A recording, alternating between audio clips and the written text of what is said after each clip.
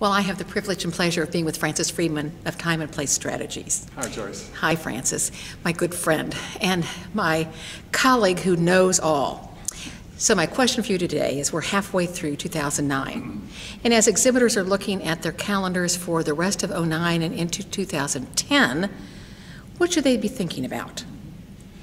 We need to move past the historical problems that we've had up to now of being fearful. Certainly worthwhile, certainly important in 2009 to put our wallets in our pockets, and certainly to school our money. Cash is still king. But as we look for 2009, the second half of 2009 into 2010, we need to start looking for opportunity. We need to start thinking in a laser-like way, where can we best put our money for the biggest bang for the buck?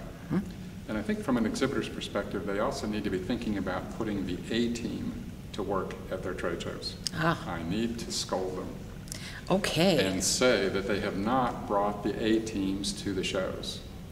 By taking more of a laser-like focus on what shows are we going to, and equally as importantly, what is our message? People need to buy product. I have clients that are producing shows today, and the shows might be a little bit smaller, but the buying opportunities at the shows have been substantial. Very, very major sales are taking place at the shows because people still need to buy things. Right. So if exhibitors have a sense that nobody's going to buy anything, or this is such a not important piece of our total marketing effort, we're over here on electronic and therefore we don't put enough effort on it, it's not going to be successful. Laser-like focus, excellent messaging about what the product is, and bring the A-team to sell it. People come to shows to interact with people.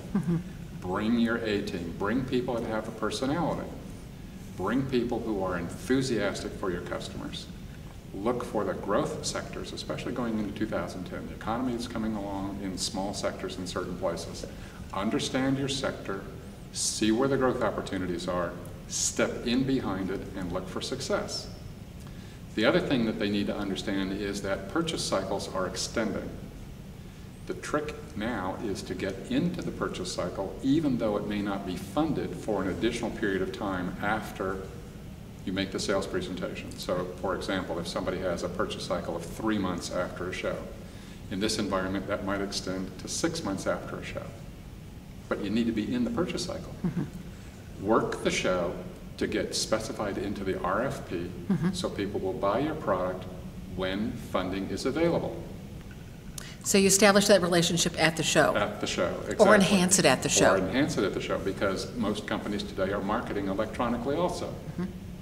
The relationship part of it is, I want to meet you, I want to talk to you, I want to have confidence that your company is going to deliver for me in the way in which I need to be delivered.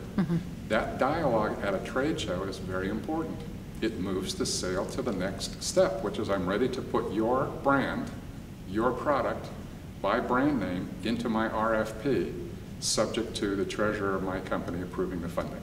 That's the name of the game. Right, right. Well, good. Thank you, Francis. Thank you, Joyce.